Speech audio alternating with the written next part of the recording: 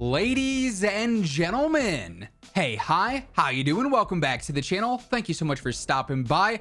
I really don't think it's any secret that Modern Warfare 2, well, kind of fumbled the bag, I guess you could say. This game had so much hype going into it. MW 2019 was obviously a huge success, Warzone 1 was obviously a huge success, and knowing that we were about to follow that up with Modern Warfare 2 and Warzone 2, that hype train was going full steam ahead. And when MW2 launched, the hype was there. I think it broke like crazy records in the first couple of days, first couple of weeks of being out.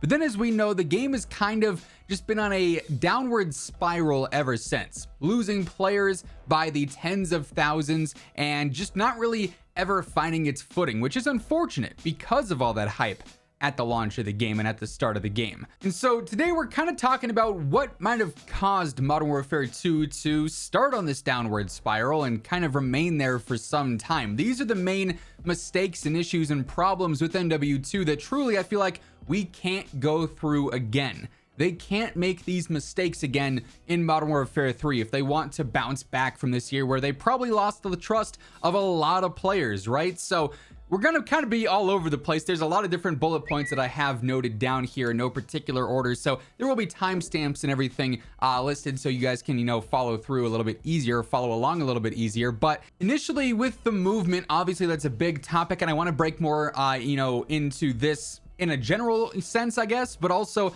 in a more specific sense as well, with sliding and shooting. This is something that I feel like it's small in theory, right? Like if you're just simply talking about Call of Duty gameplay and you're just like, okay, what's something you really like? Sliding and shooting. Okay, you're not doing that in every single gunfight. That's a pretty niche mechanic, right? But for me, and I think for a lot of players, this is just another addition to this game that removes the ability to play a little bit more aggressive. This game is so milsim-esque, more tactical feeling than we've really ever had with COD.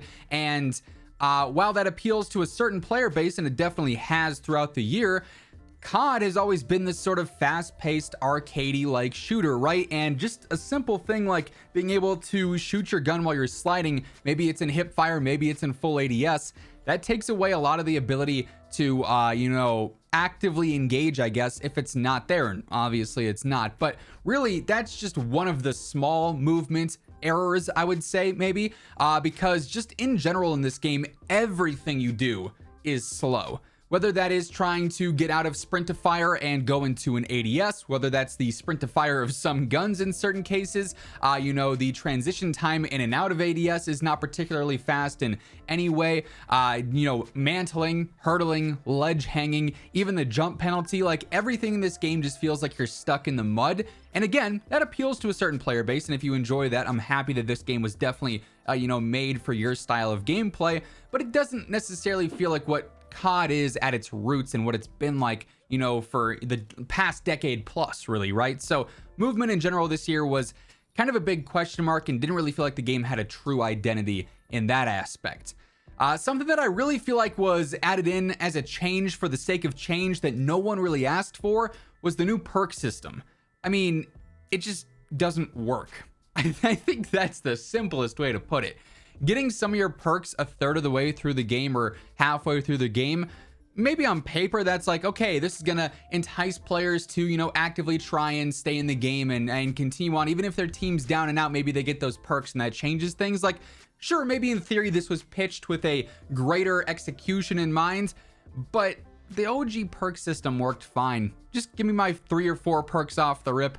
Let me jump in and we're good to go, right? Like the perk system, just not really a big fan of that this year, and I don't feel like that was a change that was needed. It brought just more negative attention to the perk system that would never have existed if they just left it alone and left it the same as before. Something that admittedly I thought was going to be really good at the start of the year is the new Gunsmith system, an attachment system that encourages you to use basically every single gun in the game, where we have these weapon platforms where if you go through and level up your M4, you're also going to get attachments on your Hurricane and on your Icarus, or if you level up your Lockman 7.62, you'll get attachments for your MP5. Like I said, at the start of the year, I was like, okay, this is awesome. This is going to promote players to actively go out and use a bunch of different guns, not just stick to their standard #1 meta gun from the get-go, right? But ultimately what this turned into is a very tedious, very monotonous, and very obnoxious grind of having to use some absolutely terrible weapons and ruin my, experience for that day just because I want to get this certain barrel or this certain optic that's got a blue dot or whatever, right? All the attachments in the game being tethered to other weapons, it seems cool, but the execution, like I said, I just don't feel like really hit home. And this is a big complaint I've seen from a lot of more casual players, I think, because they want to jump on and say use the MP5 with a specific good setup, and they've maxed out their MP5 level and they're missing 3/4 of the attachments they need to actually build the meta setup, right? So that's where you definitely run into this like sort of entry barrier that's much higher than before because the system just is not really too friendly towards that.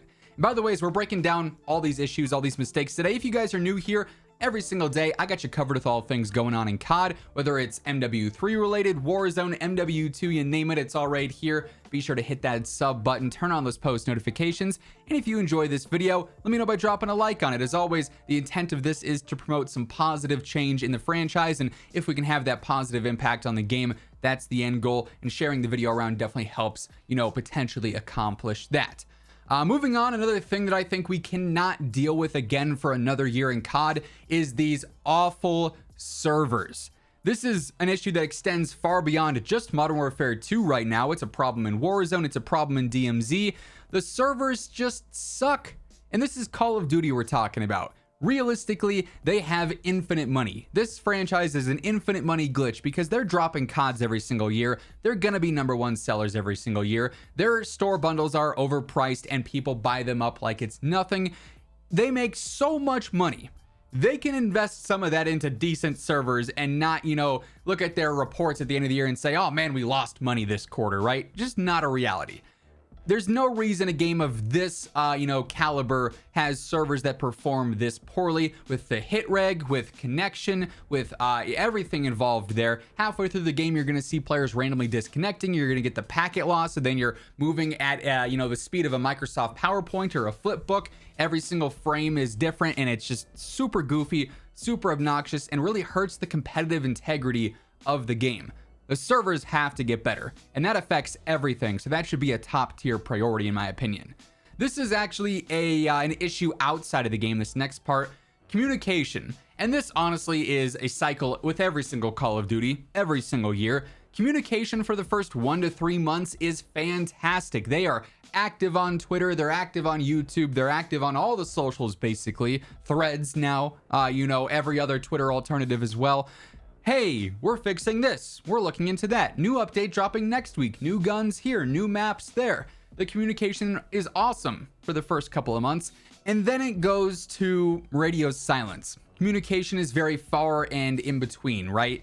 We see a couple updates in like a little bunch, maybe 1 week, and then nothing for a week and a half. Very little details with update previews and all sorts of stuff like that. There's definitely a shift and a noticeable change in the communication and its frequency and its consistency throughout the year, and usually it's not going in the right direction. Now moving on, another thing that I think definitely needs to be improved for next year and all the years moving forward is just more rewarding mastery challenges and mastery rewards. We were coming off of some years where we had some pretty cool grinds, especially in MW 2019, where not only did we have the Damascus grind, we also had the Obsidian grinds as well, where you were encouraged to try and master different weapons if you wanted that Obsidian camo. This year, if you wanted to master specific guns, no, you didn't get a cool looking camo, you got a weapon charm. That's right, a whole weapon charm. I don't remember the last time that I got a, elimination in game and I picked up their weapon, or I watched a kill cam and I looked at an enemy's weapon and I was like, ah, no way. They've got the Lockman 556 weapon mastery charm. They're insane, that just isn't a thing. Whereas it was like back in MW 2019, you get killed by an Obsidian MP7 and you're like, okay, this guy really likes the MP7, more power to him. They're just so underwhelming this year. All the mastery rewards outside of obviously getting the main mastery camos in Polyatomic and Orion, there was no incentive to grind the game beyond that, really, I think, for a lot of players. So I hope we have more rewarding rewards in the future. And then the final thing here that I want to bring up that honestly I'm hoping it would get more attention in the future. I don't fully believe that it will, but there's just so much focus on Warzone, which obviously the majority of the content on this channel is Warzone. I think Battle Royale is what has my interest the most regardless, but there's just so much focus on Warzone throughout the year that 6v6, the paid version of the game and just standard multiplayer, really becomes an afterthought in terms of the updates. Way less content per season. It seems like a lot less updates dedicated to that because we have games that are tethered together.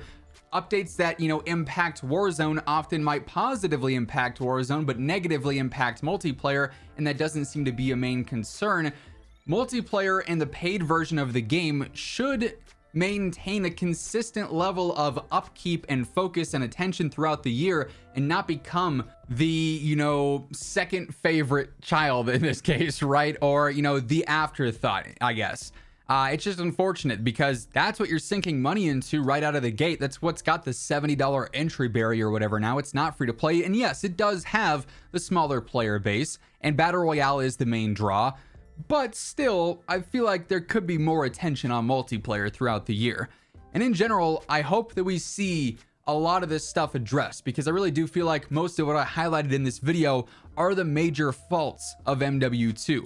And if you have more things that you want to throw out, feel free to comment them down below. Curious to see if there's more that you guys would add on to this list.